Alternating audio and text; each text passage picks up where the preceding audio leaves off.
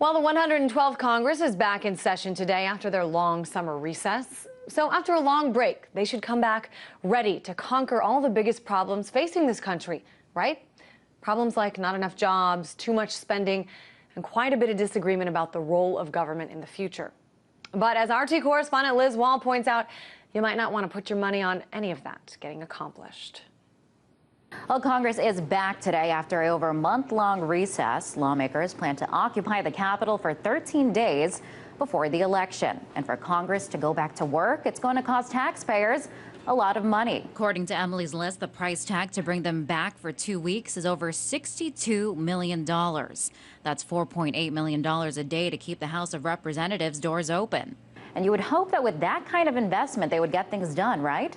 Well, the reality is that they probably won't. Elected leaders themselves have admitted there's no chance of any legislation passing in the coming days and weeks. That's because their time and effort right now is consumed with the election. But this isn't anything new. Their track record for passing laws, a measure of their productivity, is dismal. Take a look at this graph. According to the Library of Congress, the 112th Congress has passed about a third of the laws as the previous Congress, and even less compared to the Congress before that. That's half the number of laws as the second least productive Congress in history. We're talking about the 80th Congress, which President Truman called the do-nothing Congress. Productivity aside, this Congress is also extremely unpopular, with barely 10% of Americans approving of the job it's doing. Perhaps Senator Michael Bennet was able to put it into perspective best.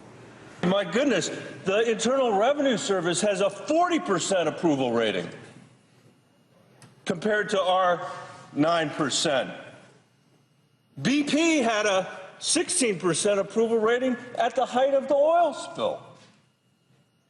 And we're at 9%.